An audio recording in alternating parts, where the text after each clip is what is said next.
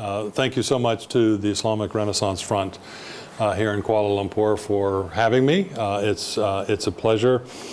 I have written a book for Stanford University Press. It's still in process. The manuscript is completed, but we've got a long way to go before it actually comes out in publication. This is always a slow process. But what I'd like to do tonight is talk through some of those issues in the book, which is a brief history of global jihad, focusing on the period 1979 to 2019. So let me just begin by being clear about, in this book, what it is and who it is I'm talking about and who I'm not talking about. There are, according to a Pew study of a few years ago, somewhere in the neighborhood of 1.6 billion Muslims worldwide. This is not a book. My book on global jihad is not a book about the Muslim world writ large. Some percentage, 25%-ish, the number will vary, of all Muslims would be classified as Islamist. There's a whole literature and discourse on what that means. Which I don't really want to go into because it's not really a book on the Islamist movement, although I'll mention it in passing. Lots of people have studied that issue. What I'm looking at is a fairly small subset, and that is what I call radical ideologues who have ideologies of violence, that they espouse violence under the banner of Islam for certain political ends. Within that radical ideological group, you have, again, it's a bad word for all the reasons that you know well, but you have jihadis.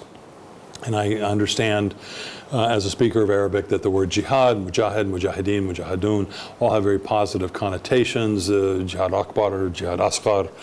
I mean, it's a complicated issue, but the sort of the state of play in the English language is to refer to people who have actually undertake violence as jihadi. So that's when I use the term, that's the way I use it. But then a subset, and again a fairly small subset of that jihadi community consists of global jihadis, people that privilege a global form, ideologically and in their actions, a global form of violence for global systemic reasons.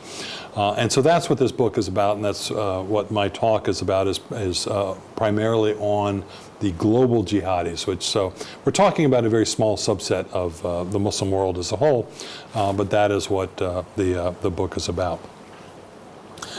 Now, just by way of precursors or introduction in the book, I do spend some time talking about the rise of Islamism in the 20th century, and it very much is a 20th century phenomenon. If one is looking for a beginning date of Islamism as this socio-political movement, 1928 is a good a year as any. In 1928, Hassan al-Banna in Egypt founds the Ikhwan al-Muslimin, the Muslim Brotherhood, and Jama'at-e-Islami in South Asia and others.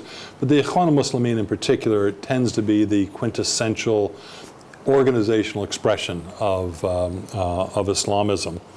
The point that I make in the book about Islamism in relationship to jihadis and global jihad is it does not by definition espouse violence.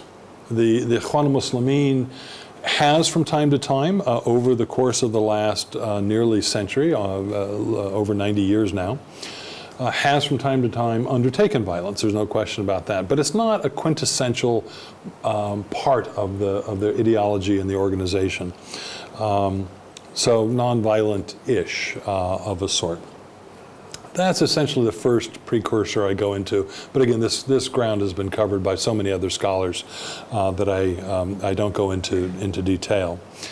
In the 1960s and 1970s, you had the beginnings of a second step which is, and again, sort of the ideological cornerstones being laid for jihadism, local jihadism. So again, the use of violence, and this is how I distinguish Islamists from jihadis, is the centrality of the issue of violence.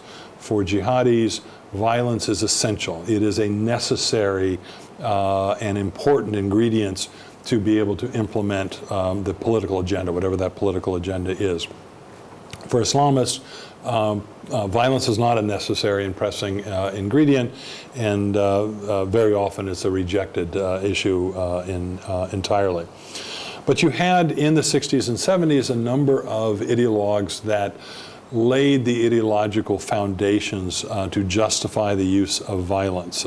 Some of the most famous names in the Sunni world, the most famous of these was Sayyid Qutb, an Egyptian who wrote in 1964 a very small book called Ma'alim fi Tariq, milestones or signposts along the road, which was a pretty clarion call for the use of violence to replace the Abdel Nasser regime in Egypt. And he was very interesting in many ways, and I go into issues, for example, of permanent revolution, where Sayyid Qutb actually draws on, in different ways, draws on the Leninist experience, both in the understanding of violence as sort of a Trotsky-like permanent revolution, the role of vanguard that, again, he borrows from the Leninist experience. He liked the word Jam'a, from group. He also used the word Taliya, the more traditional word for vanguard in Arabic. But there was a lot of a sort of a Leninist sense in Sayyid Qutb's work. But again, it was very clear. It was a very clear call for violence against regimes, in Cairo in particular, that were seen to be Jahili regimes, that were acting as though the period of Jahiliyyah was still, we were still living in, as opposed to a historical epoch from the pre-Islamic Arabian Peninsula, as is traditionally understood. In the Shia world, there were similar ideologues at the exact same time that laid an ideological basis to justify the use of violence for regime change. Most famously, of course, Ayatollah Khomeini. Ayatollah Mahmoud Talaqani was another. Ali Shariati was a non-cleric voice that made similar kinds of calls. He was a Sorbonne PhD from France. Musa Sadr, to some degree, in Lebanon, making a similar kind of reinterpretation of Shiism that calls for more activism, militancy, and potentially for violence as well. So anyway, in the 60s and 70s, a lot of ideologues laying the foundation, the ideological cornerstone, justifying the use, in certain circumstances, the use of violence under the banner of Islam for political purposes. What you see in the 1980s is a third step, sort of a variant form of the jihadi movement that emerged and really emerged in the 1970s. There wasn't much in terms of jihadi groups, at least in the Middle East and North Africa, prior to the 1970s. So you start seeing these groups emerge in the 1970s out of this ideological ferment that Sayyid Qutb and others were talking about. And this was a form of global jihad. In other words, it wasn't focused on local regimes, local occupation, local problems. It was formulated to respond to global issues, so very much global in its orientation. And what I argue in this book is that you've seen 4 distinct iterations, or waves, as I call them, of global jihad since the 1980s to the present day. Each of these iterations or waves has its own distinctive ideology, its own leadership, its own set of goals that are really quite different from each other. So most of the book is laying out these 4 waves and giving, identifying their characteristics. And so let me make a try at doing that here briefly. The first wave comes out of the Soviet invasion and occupation of Afghanistan. So you recall they invaded in December of 1979 and stayed in Afghanistan until February of 1989, so almost a full decade in occupation of Afghanistan. So each of these four waves has an immediate crisis that then reflects on a broader crisis. So here, the immediate crisis was the invasion and occupation of a Muslim country.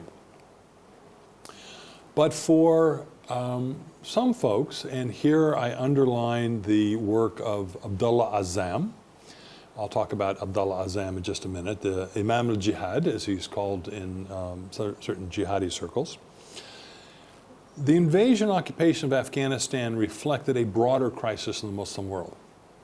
And that was a crisis of Muslim lands being occupied in a number of different places around the world. So Palestine was always his sort of next choice after Afghanistan, but it could also refer to Kashmir, Indian-occupied Kashmir, or in this time in the 1980s, the Central Asian republics under the Soviet Union that he viewed as occupied lands. It could refer to Mindanao, in the southern Philippines as occupied Muslim lands, occupied by the Catholic Philippine government.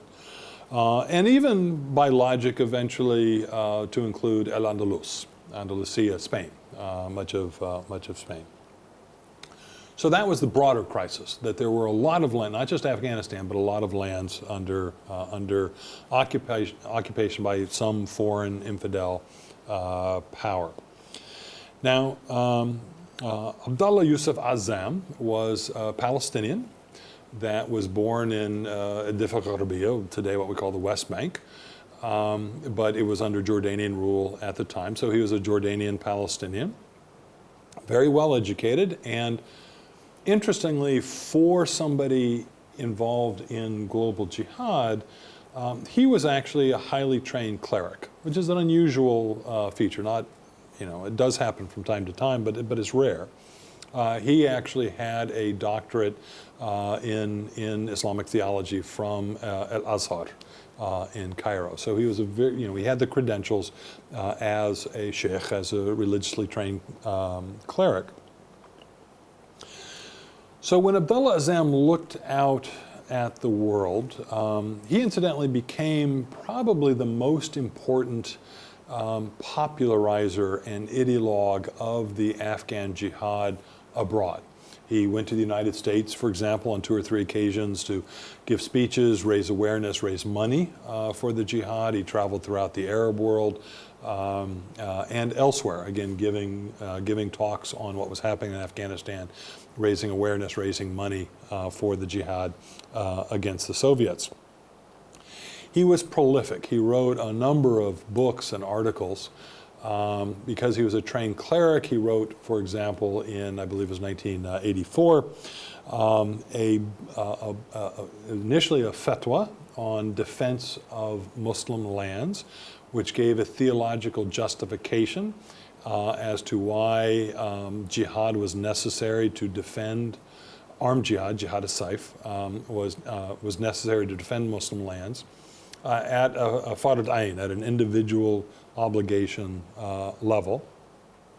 This was easily the most detailed explication on why armed jihad was a necessary element to liberate, for Muslims to liberate occupied Muslim lands.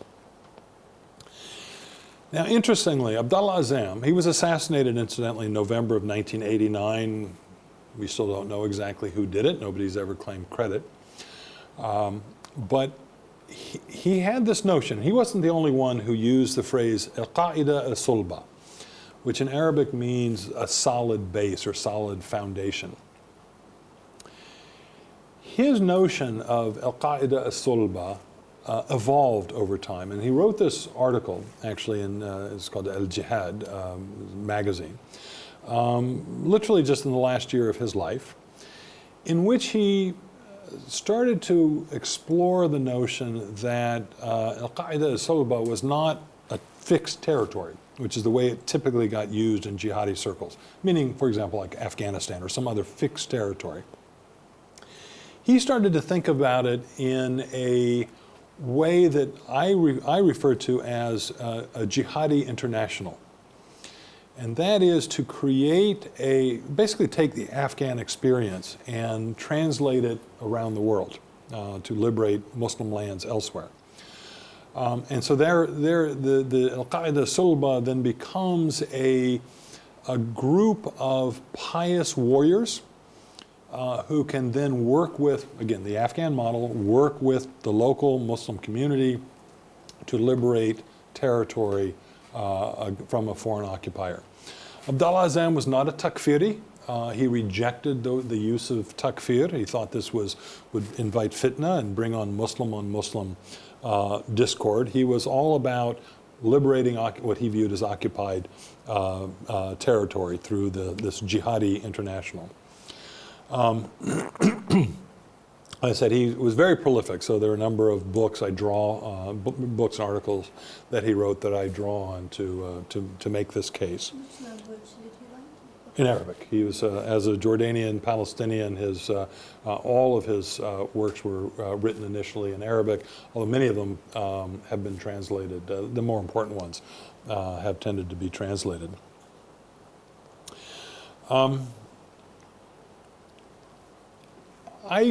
I date this first wave of global jihad, 1979 to 1990.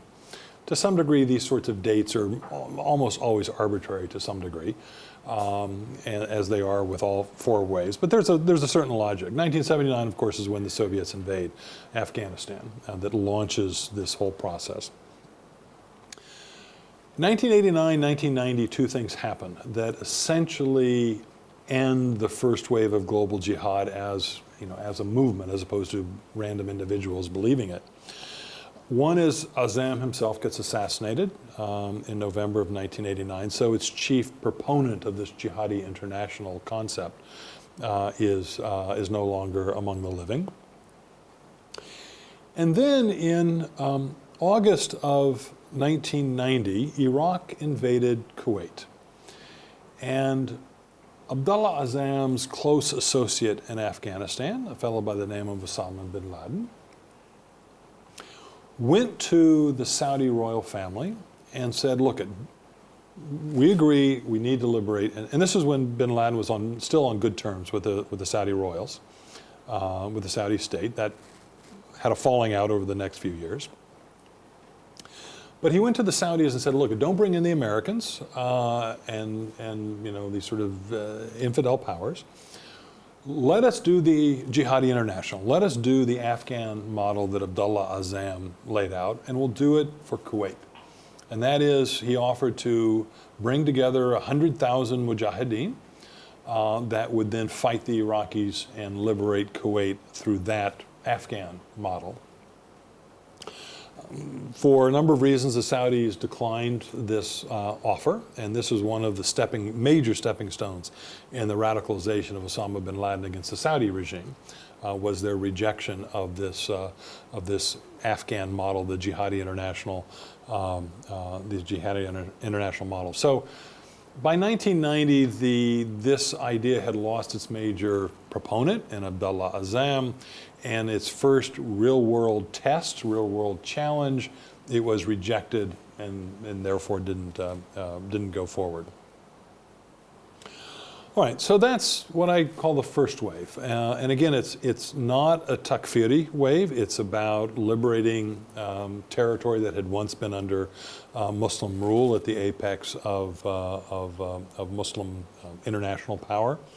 And it was, again, not about regime change. It wasn't about overthrowing local Muslim regimes, and instead was focused again on territoriality. What you did on that territory, he didn't talk about creating a state or doing this. It was just liberating, the focus on liberating territory. He was very, as an Azhar trained cleric, he was quite traditional in some ways, at least by comparison to, for example, ideologues from the ISIS wave, which we'll get to.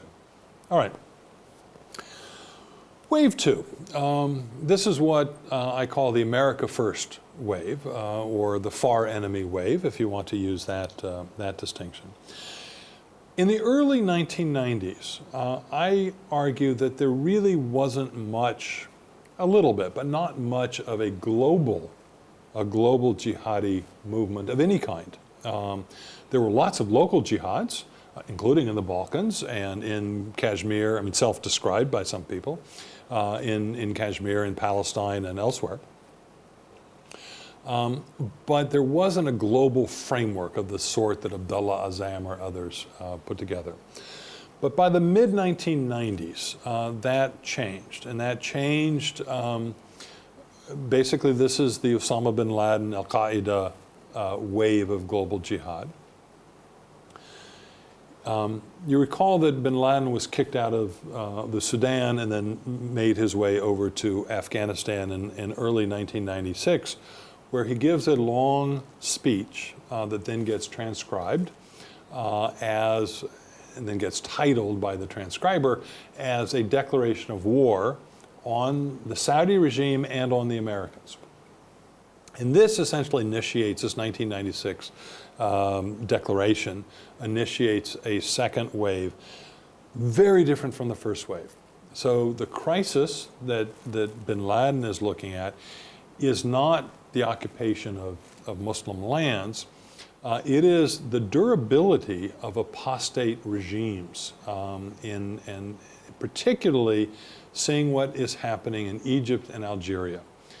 This is also against a background of an expanding American military footprint in the Gulf region, the Arabian Peninsula in particular, which Bin Laden was ferociously opposed to. This was in the aftermath of the Iraq War in 1990-91. But in the early 90s, it was widely seen that the Mubarak regime in Egypt and the FLN regime in Algeria were likely headed to major change, if not overthrown entirely. And there was a low-intensity conflict in Egypt and a very hot civil war in Algeria. By the mid-90s, both of these movements had essentially been defeated at that point. And Bin Laden wanted to understand why. Conceptually, why is it that these movements that should have been victorious, as other movements before had been victorious, had largely been defeated by 1995, 1996. And this is where he takes out this old concept by an Egyptian jihadi by the name of Muhammad Abdussalam Faraj, or Farag, if you're an Egyptian. Faraj was the head of the Tanzim al-Jihad, the Jihad organization, the group that ultimately assassinated Anwar Sadat in 1981. And Faraj made this distinction. It doesn't come out of the Quran or the Hadith or anything like that. It was a distinction that he made up between a near enemy and a far enemy. The near enemy was the local regime. In this case, the Hosni Mubarak, well, initially for him, the Sadat regime, and then later on, for others, the Mubarak regime. That was the near enemy. The far enemy was actually not the United States, it was Israel for Faraj. And Faraj wrote this book in 1979, 1980. It was kind of an internal, it was short, it was 50 some odd pages, meant for fellow jihadis in his organization, which he warned them, and it was entitled Al-Farida al-Ghaiba, the missing obligation or the hidden obligation. And it was meant as a warning, it was kind of laying out the ideology of the group, but it was also meant as a warning to his fellow jihadis not to waste time and resources fighting the far enemy, fighting Israel. For a host of reasons, but one of the reasons he said, look at, even if we succeed, even if we're victorious in battle against Israel, the near enemy regimes in Cairo and Amman and elsewhere will claim credit. They will take credit away from us, and probably successfully. So it's a much more important job for us to ignore the far enemy and focus on the near enemy. So Bin Laden takes that ideological concept, but then turns it on its head. And he says, first of all, the far enemy is not Israel. Israel is sort of it's a problem, but it's part of a larger problem.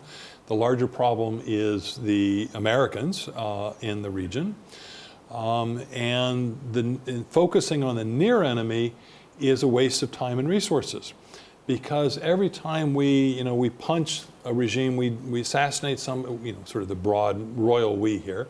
We assassinate somebody, we undermine a regime, the regimes stabilize. And they stabilize, Bin Laden argued, because of the American backing of these apostate regimes.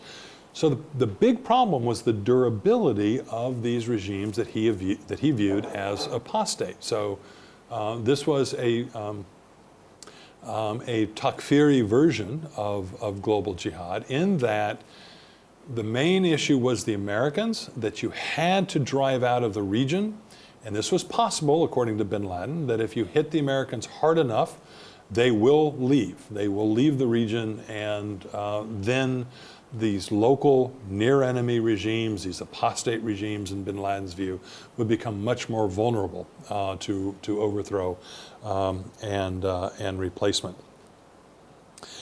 So this second wave, I dated 1996 to 2011. Its main, well, why 1996? This is when the declaration of war, the speech, and then the transcription of it into a document was made and distributed. Its apex was really 1998 to 2002, 2003. What happens in 1998 is the two attacks on U.S. embassies in East Africa that mostly killed Africans, of course, not Americans. And then, of course, the major attack, the 9/11 attacks on September 11th, 2001. The Americans, of course, go into Afghanistan, they overthrow the Taliban regime in Kabul, and they go after al-Qa'ida and sort of fellow travelers quite hard. By 2003 or so, al-Qa'ida, what's called, at least in U.S. government circles and other places, as al-Qa'ida Central. Al-Qa'ida Central is largely defeated. I mean, Bin Laden is still alive, Ayman al-Zawahiri is still alive, but most everybody beneath them has been killed or imprisoned or is on the run. And so the organization itself is, again, by 2003 or so, it's just a shadow of what it had been. And it was never very big, at least not by comparison to ISIS. So in the book, I sort of focus on two documents that outline this second wave, the Bin Laden, al-Qaeda, far enemy, or America First wave. Again, so this has nothing to do with liberating territory. This is about attacking the Americans to make near enemy regimes more vulnerable. So very different ideology than Abdullah Azzam and the first wave. So the two documents I look at in some detail, one is this 1996 declaration, where Bin Laden is still half in the near enemy camp, half in the far enemy camp. It's not a clear statement of a far enemy or America First strategy. It's nus-nus, so it's kind of half and half between the two. Then there is a fatwa, 1998 fatwa, and with Bin Laden as the chief author of five authors.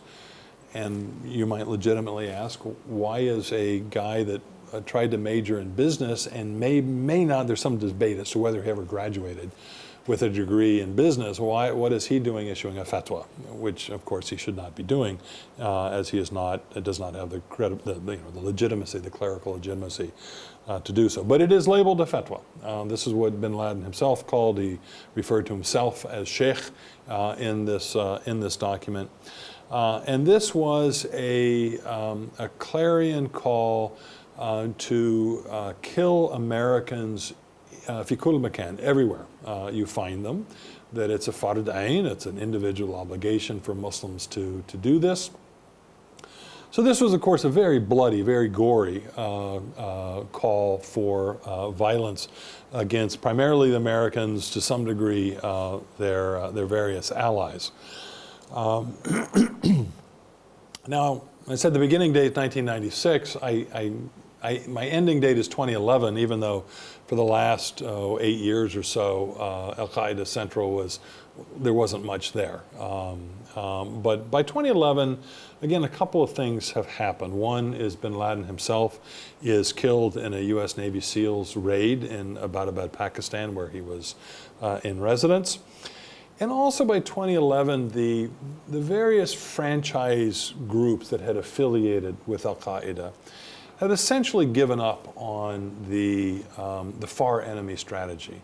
The most violent of its franchise groups was the one in Yemen, AQAP in the American acronym, the al-Qa'ida in the Arabian Peninsula. By 2011, 2012, even then, remember in 2009, they try and blow up an American jetliner over Detroit with the famous shoe bomber. I'm sorry, that was the underwear bomber. Then there was Mr. Reed, the shoe bomber. So they had stuck with this far enemy strategy for a while after the essential defeat of al-Qa'ida Central.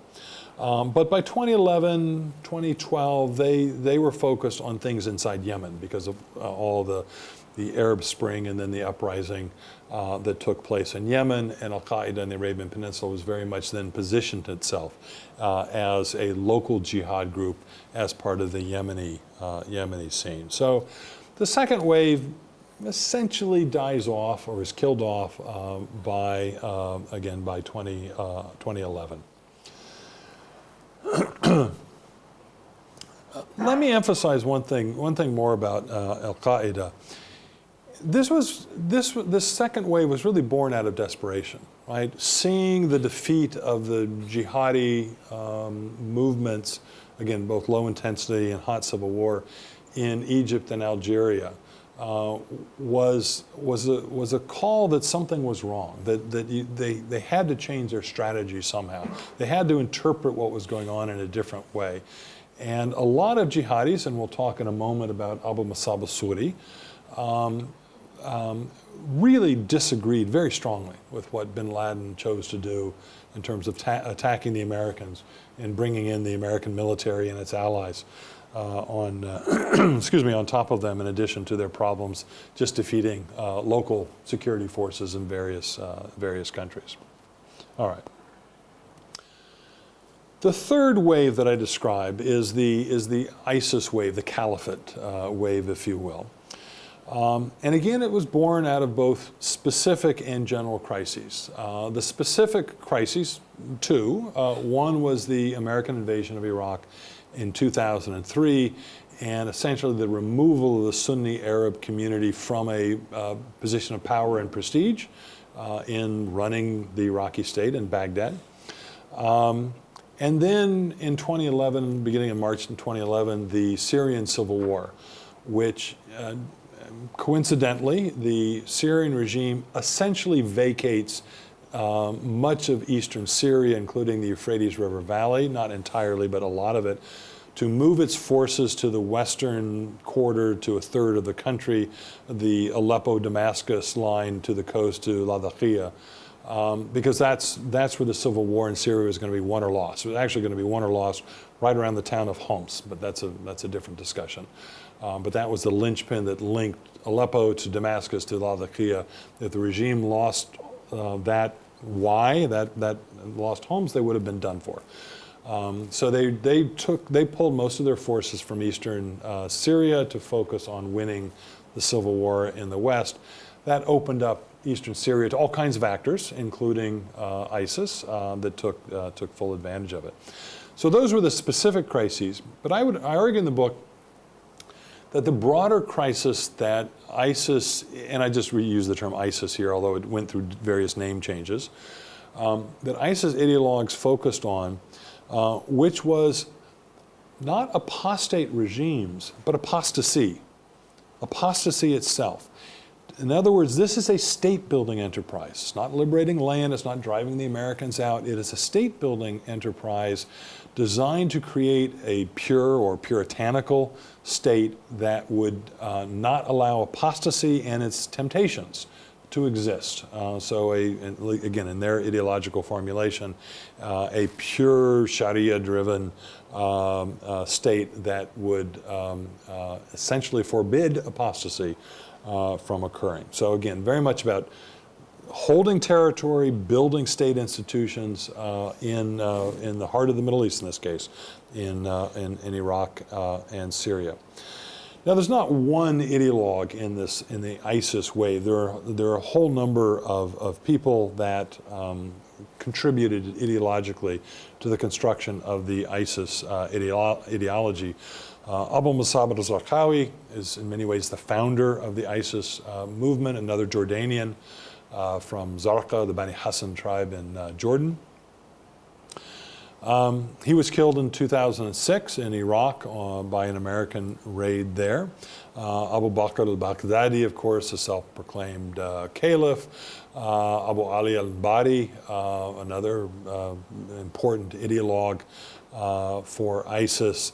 And Abu Bakr al-Naji, that's a pseudonym, but probably referred to an Egyptian ideologue who is very much part of this, this movement. But the two things that I want to excuse me, mention about the ISIS ideology, because ISIS was more successful than any of the other four waves. It was able to attract, for example, 30 to 40,000 foreign fighters to its ranks, most of whom ultimately were killed. But that's a lot of people that would, come and risk their lives for the cause. And it had a similar number of local Syrian and Iraqi forces under arms. So it had a, much higher fighting force, much bigger fighting force than al-Qa'ida ever did, for example. The two things that I want to emphasize, one is, in some ways, how traditional the ISIS ideology was. In some ways, its call for jihad was a very traditional, armed jihad, again, I'm talking here about the jihad of the sword, was a fight against, Rafida, the rejectionist regimes, the Shia regimes in Baghdad and Damascus. That, they wanted to create a pure Sunni state. And they were fighting an old-fashioned war, if you will, a sectarian war against the Shia who controlled the governments in Baghdad and Damascus. So in many ways, this was very traditional. But in other ways, it was very radical. You recall, how many leading clerics from around the world endorsed the caliphate proclamation and gave bay'ah to Khalifa Ibrahim, as he called himself, to the new caliph. The number is 0, right? And even jihadi ideologues, well-known jihadi ideologues like Abu Muhammad al-Maqdisi, Abu Qatada Filistini, both of whom in Jordan, both very close to jihadi movements in general, they both rejected this call for, or the declaration of new caliphate. But what ISIS did was cool. It was cool. It was, I refer to it as jihadi cool. They did things nobody else dared to do.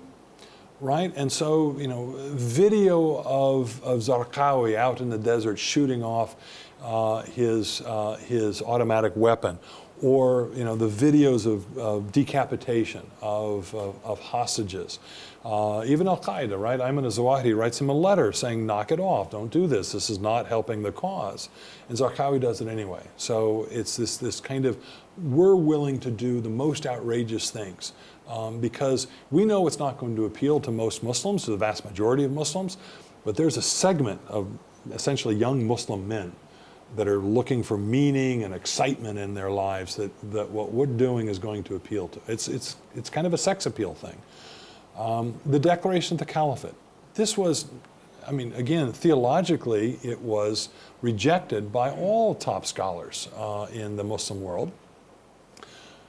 And I think they knew it was going to be rejected. I don't think there was any question that it was just simply not going to be accepted by the vast majority of Muslims. But it was still a cool thing, right? And for a 21-year-old man in pick your country, Instead of playing video games, like do it in real life. Exactly.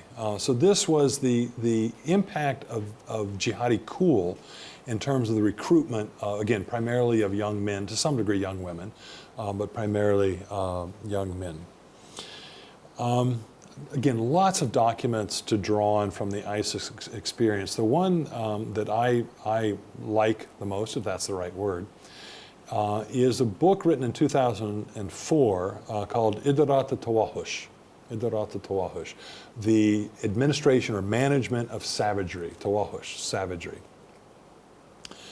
And if you look at what ISIS did in terms of the use of violence, both to control territory or gain control of territory, and then to administer that territory, and the central role that violence played in that, this is almost a blueprint for ISIS and in terms of how they conduct. Yeah, this book, the Idarat al-Tawahush, the management of savagery. And so you can find it online in Arabic. It's also been translated into English. Part of this coolness factor, just one last point on that, there's an old phrase that was coined in the late 19th century by the anarchist movement primarily in Eastern Europe, but in Europe more generally, called propaganda of the deed. Propaganda of the deed. In other words, actions count more than words. That you can make propaganda not through long treatises that you convince through persuasion and evidence that your cause is right, but going out and doing something spectacular that is, again, a deed, an action that is so outrageous that it grabs attention and propagates your cause. And again, most people will reject that, but it's going to appeal to a certain subset of the population as a result. All right, this third wave, essentially, I say it ends in 2017 with the fall of Raqqa in Syria, the nominal capital of the ISIS state, because that's what set ISIS apart, right? It was a territorial state. It was a state-building exercise, and when it lost its territorial state, it lost what it had that made it different. And it doesn't mean that ISIS has gone away. Obviously, the events in Sri Lanka, for example, indicate that ISIS as a group and ISIS as an ideology is still impactful. It's still out there. It's still dangerous. But ISIS as a territorial state is no longer with us, and I doubt they will be able to. Yeah, I don't think it will be. All right, so let me move on to the fourth wave, which I think we're in now. And it basically develops in parallel with the third wave, but for very different reasons. This is the jihad fardi wave, the personal jihad, fardi, personal jihad. It's come into English as leaderless jihad. It's not a great translation, but it gets to the point. The crisis that launches personal jihad, the jihad fardi, this fourth wave, was the destruction of the emirate of Afghanistan, the Islamic emirate of Afghanistan. And then the death and capture of many global jihadi, al-Qa'ida and others, with the retaliatory attack in late 2001, following the 9/11 terror attacks. And again, this was a desperate time. And there were jihadis that thought that this might be the end of the global jihad movement, that again, that had begun in Afghanistan in the 1980s, maybe it ends in Afghanistan in the early 21st century. And it fell to this ideologue, excuse me, by the name of Abu Musab al-Suri. Abu Musab al-Suri, again, it's a nom de guerre. The Syrian from Aleppo, who had been involved in the early 1980s in the first round of the Syrian civil war, probably at the city of Hama during the destruction of Hama in February of 1982, that essentially ended the Syrian civil war. He then went off to Europe, Spain and London for a number of years. He was very close to the armed Islamic group in Algeria. He wrote about them and coordinated with them. His task, and this was the general crisis, that global jihad itself may be terminated. I mean, the cause may be lost. So he wanted to figure out a strategy to save the cause, to survive to fight another day. And this is his strategy. So he wrote this 600-page book, Da'wat al-Muqawama al-Islamiyya al-Alamiyya, so the Global Islamic Resistance Call, or the Call for Global Islamic Resistance. Published in 2004 online. Abu Musab al-Suri himself was captured in 2005 by Pakistani forces, turned over to the Americans at that point, and at that point the trail goes cold, at least for me. There are lots of rumors that he got rendered back to Syria, but we haven't heard anything from him. And nothing about him that, at least, that is credible since 2005. So I assume he's probably no longer living. But he wanted to come up with a strategy of how global jihad in the internet age, in the information revolution age, how they can take advantage of those technologies to continue to have life until circumstances change for the better. And Suri talked about nizam la tanzim. So a system, nizam la tanzim, no organization. Because he looked around the Arab world and elsewhere in the Muslim world, and he saw jihadi organizations rolled up by the mukhabarat, by the security forces, one after another. They never got very far, and they might kill somebody now and again, but they were too easy to roll up. Their security was not very good. So how do you construct a system that is not based on an organization? And here's where you bring in the internet and new information technologies that you essentially, and again, it had several components. One is jihad fardi, so personal jihad, what in English we refer to often as lone wolf attacks or small group attacks of self-radicalized individuals. What is more broadly known these days as stochastic violence or stochastic terror. In other words, it's inspired by others, inspired by groups and individuals from the outside, but there's no coordination, no logistical coordination. It's the act itself is undertaken fully by a radicalized individual or small group of people. Again, a system, not an organization. Personal jihad, which he found to be almost unstoppable, which I think is probably a fair analysis. It can be contained, but it really can't be stopped. And the use of media and new information technologies, the internet, to develop a narrative, to develop a story that links together these disparate acts of violence into a unified whole. I refer to this as a wiki narrative because there's not one ideologue that you turn to. Oh, it's Usama Bin Laden. What is Usama saying on this issue? It is a community effort, like Wikipedia is, right? You can go in to the history of Malaysia tonight and on Wikipedia, and you can change Malaysia's history. If you want. Then other people will change it back, and there's a process. But the point is, it's a group effort to create a narrative that takes advantage of new information technologies that get the story out, but makes it very difficult to round up the usual suspects. So this was the strategy for the Suri strategy for the 21st century, and this is a form of global jihad that I think is very durable. I don't think it's going anywhere. I think it's going to be with us for a long time. It's much less, and we need to get things in perspective, it's much less deadly than, for example, what ISIS was doing, rampaging through the Middle East and Europe and elsewhere.